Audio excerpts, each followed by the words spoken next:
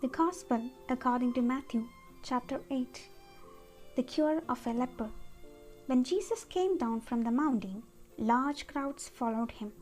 Then a leper came forward, bowed low before him, and said, "Lord, if you want to, you can make me clean."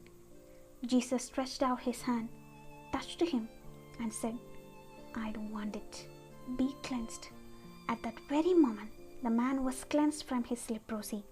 Then Jesus said to him, "See that you do not tell anyone, but go to the priest, have yourself declared clean, and offer the gift that Moses ordered as proof of it." The faith of the centurion. When Jesus entered Capernaum, an army officer approached him to ask his help.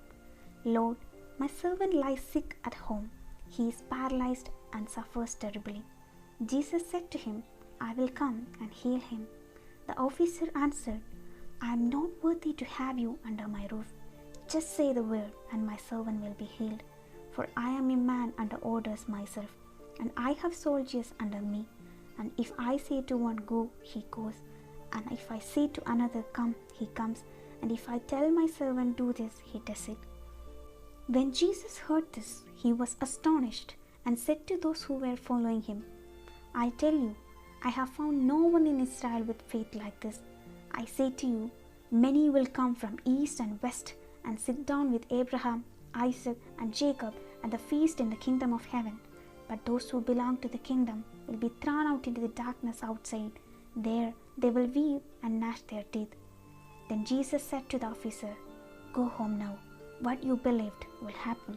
And at that moment his servant was healed. Jesus went to Peter's house and saw Peter's mother-in-law in bed with fever.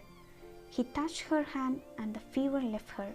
She got up and began to wait on him. When it was evening, they brought to Jesus many possessed by evil spirits, and with the word he drove out the spirit. He also healed all who were sick. In doing this, he fulfilled what was spoken by the prophet Isaiah. He took away our infirmities and took on himself our diseases. The would-be followers. When he saw the crowd press around him, Jesus gave orders to cross over to the other shore.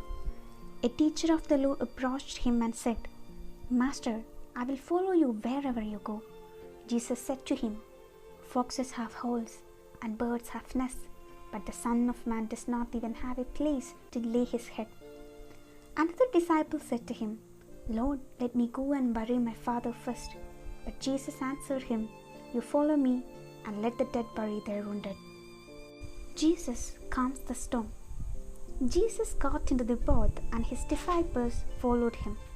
Suddenly a fierce tempest hit the lake, so that the boat was about to sink under the waves. But Jesus was asleep. They woke him and cried, "Lord, save us, we are lost." But Jesus answered, "Why are you so afraid? How little faith you have." Then he stood up and rebuked the wind and the waves, and it became completely calm. The people were astonished. They said, "What kind of a man is this? Even the winds and the waves obey him." The demoniacs of Gadara. When Jesus reached Gadara on the other side, he was met by two demoniacs who came out from the tombs. They were so fierce that no one dared to pass that way. Suddenly they shouted, "What do you want with us, you son of God? Have you come to torture us before the time?"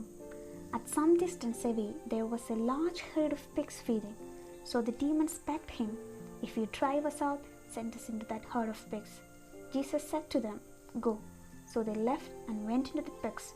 The whole herd rushed down the cliff into the lake and drowned. The men in charge of them ran off to the town, where they told the whole story, also what had happened to the men possessed by the demons. Then the whole town went out to meet Jesus, and when they saw him, they begged him to leave their area.